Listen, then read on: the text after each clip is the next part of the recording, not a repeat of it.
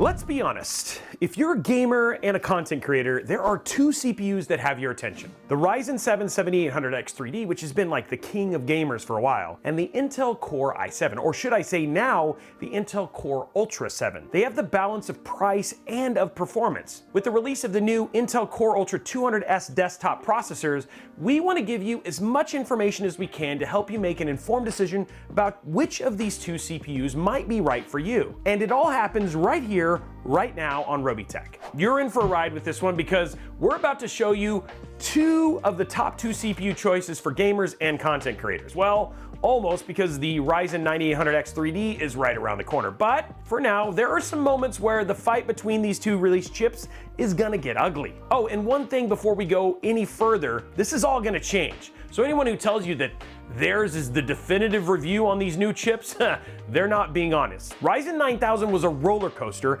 and I doubt this will all look the same in just a few months. Just being real here, the dust needs to settle a bit, and that's just gonna take some time. So with all that said, first off, we have the AMD Ryzen 7 7800X3D. This thing has had runaway success with its buffed up 3D V-cache and overall gaming dominance. Then we have the new kid on the block, the Intel Core Ultra 7 265K. This newly dropped CPU is Intel's answer for all the multitaskers out there, the gamers, the streamers, the clip makers, the whatever, that are gonna do more than just gaming. This upstart has a few tricks of its own, and we're gonna talk about and see how those all come into play. Regardless of their differences, these two CPUs are vying for the same space, and they both actually have a lot to offer. And yes, we know, AMD has literally just teased the next generation of X3D and raised the price of the 7800X3D in the meantime, as of the writing of the script and the recording of this video. So all this might get a mention, but we're only gonna talk about what we know for certain here. So one of those certainties is price,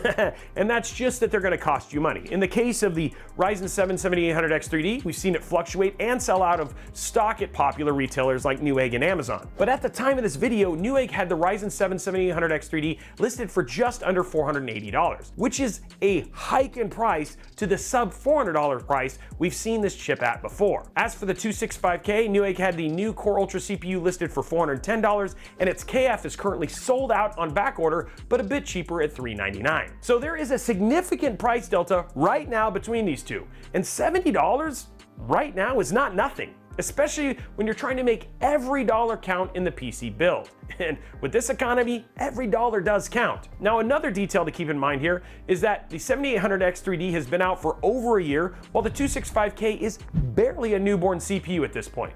So we could see price change drastically after launch, whether AMD responds or Intel responds. Now, since we're already familiar with the 7800X3D, let's talk a bit about what makes the Intel Core Ultra 7 265K different from its predecessor. What we're about to share is a gross oversimplification, but if you want the full meal deal instead of the drive-through version, you should check out the live stream we did with Intel and Trisha Hirschberger at the NRG Spectrum Castle after you finish watching this video all the way through. So in the meantime, here's the too long didn't watch. Intel's new Core Ultra 200S desktop processors, which the 265K right here is a part of, have a completely new architecture with an unlikely inspiration: Intel's mobile chips. With an aim to improve or at least maintain 14th gen level performance while lowering the power required to achieve that performance, Intel took their multi-tile design used in Meteor Lake and the new Lunar Lake mobile CPUs and scaled it up to the desktop, hence the name shift from Intel Core to Intel Core Ultra. This update also gave Intel the opportunity to buff the CPU's integrated GPU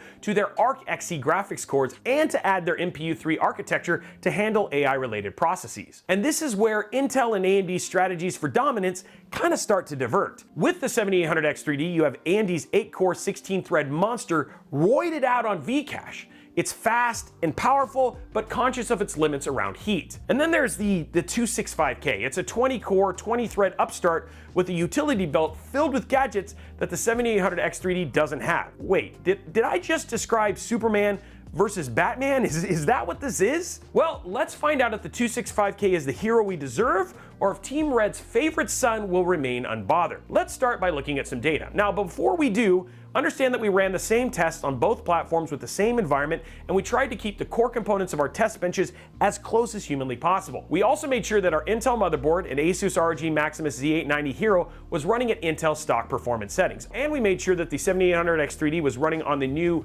Asus X870 motherboard as well. No funny business here. Okay, so starting with Cinebench, single core performance was far stronger on the 7800X3D than the 265K. Honestly, this isn't terribly surprising considering the 7800X3D's wealth of L3 cache. In this case, the 265K fell about 10% behind the 7800X3D. But nay, shouts the 265K with its can of bat repellent V-Cache shark spray. It's multi-core time. With a 91% lead over the 7800X3D, the 265K got in a solid dig. What about power efficiency? Do we still care about that? I mean, AMD seemed to think so, and now Intel seems to think too. Right now, when we look at power and thermals under load, which this was in Cinebench by the way, the 7800X3D averaged 77 degrees Celsius while drawing just under an average of 86 watts. The 265K, however, ran 4 degrees cooler at 73 degrees Celsius while drawing an average of just over 179 watts. That's over twice the power drawn at a lower thermal average. I don't even know how that works. What's also crazy here is the 265K drew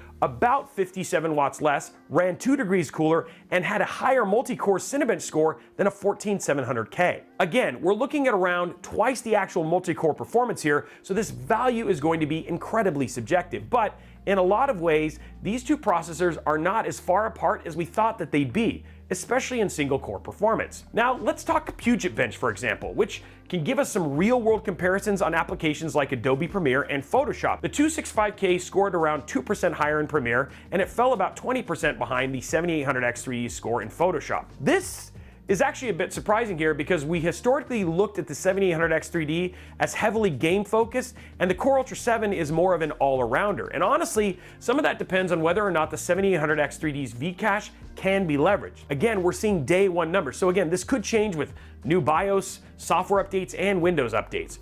Ryzen 9000 had similar issues at its launch, so smart money is on all of this changing. However, if we step back and look at the whole picture, there are moments where stronger multi-core performance really can be a game changer and where the Core Ultra 7 really does show its strengths. But Robey, come on.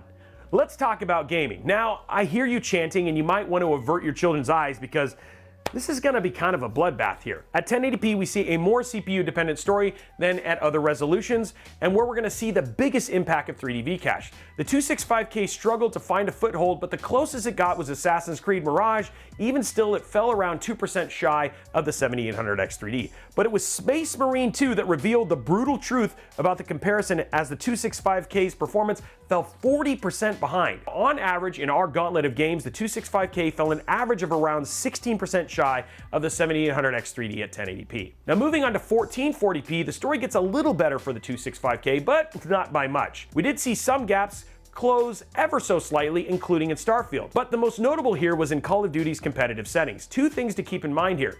This is one of the most repeatable benchmarks, so there are no anomalies here, and typically speaking, COD loves V-Cache. But whatever the 265K is doing here, COD is eating it up. Now, Space Marine is largely unimpressed though. So at 1440p, the performance gap closed ever so slightly, with the 265K falling just over 14% on average behind the 7800X3D. Now moving on to 4K, these charts are a great illustration that your CPU still does matter at 4K because we have some notable differences in performance here. The 7800X3D's lead does narrow substantially in games like Baldur's Gate 3 and Cyberpunk 2077, but the real surprise at 4K, however, was that the 265K snagged a 26% lead in Starfield, and its 1.5% lead in competitive COD at 1440p jumped up to 17%. As for Space Marine 2, I just have to say, this game is the literal embodiment of the Ultramarine spirit. It just stood there like a ceramite-clad Chad, immovable and loyal to its emperor, AMD. When we averaged out 4K performance, the 265K followed around 7% behind the performance of the 7800X3D. Where does that leave us? First off, remember, everything we shared with you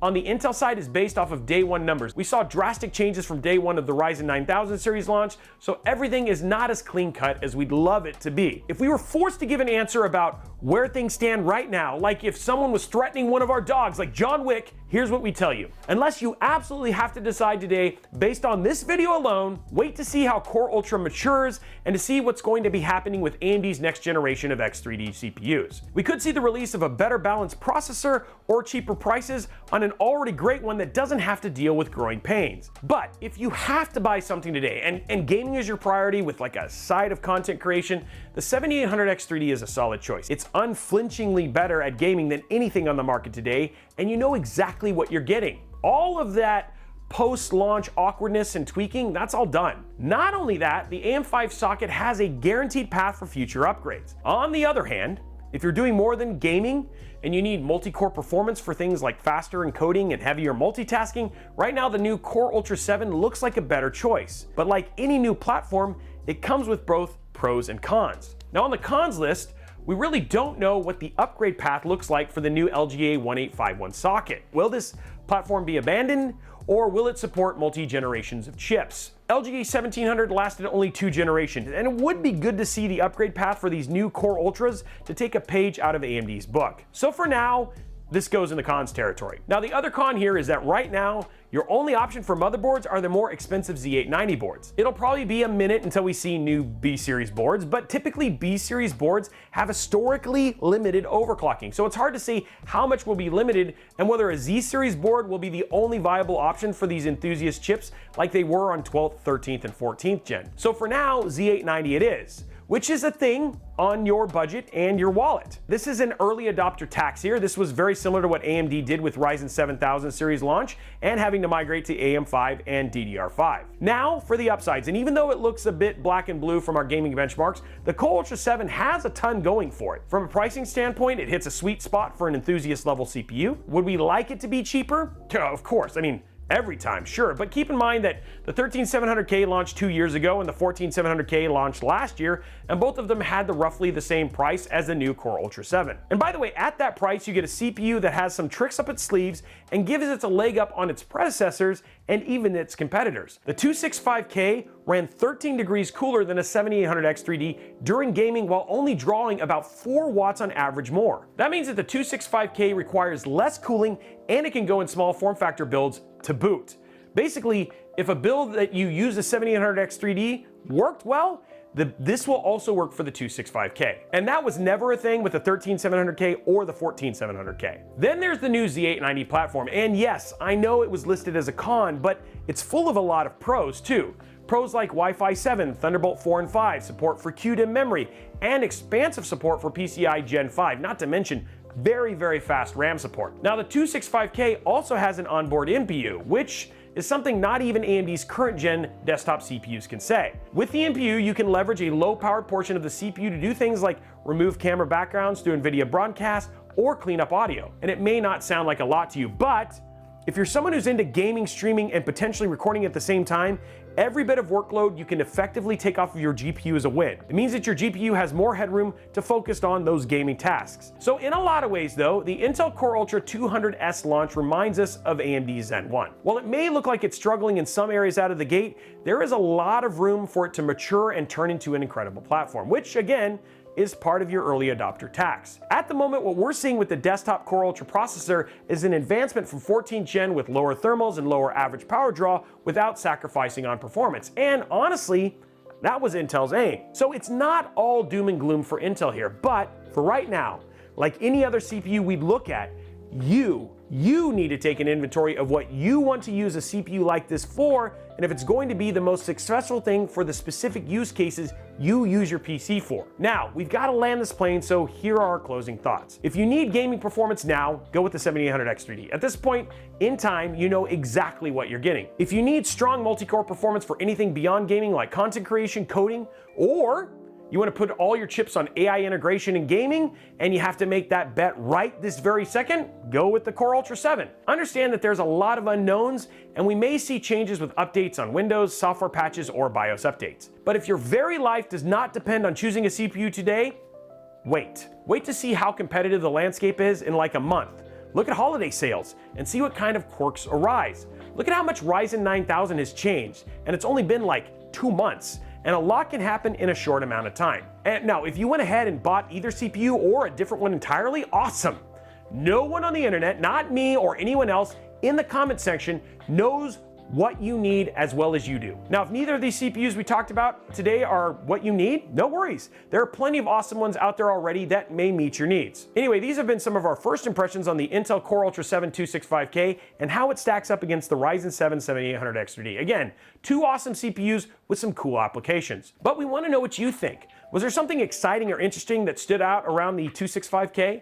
What kind of possibilities does a CPU like this open up for you? And what would you build with a new Intel Core Ultra 200S CPU? Let us know down in the comments below. Now, while you're down there, make sure you slap that subscribe button with that like button and ring that notification bell so that you get a notification each and every time we post a video like this on Robeytech. Also, if you want to continue the conversation or just talk more as you figure out what CPU might be right for you, head over to our Discord server, discord.gg/Robeytech. Amazing place to talk to other tech and PC enthusiasts about these questions and maybe get the answer that you want. And you know what? You might just make a friend. Also, make sure you follow us on all the other social medias right here at Robeytech, absolutely everywhere. Thank you so much for watching this video. We look forward to seeing you on the next one.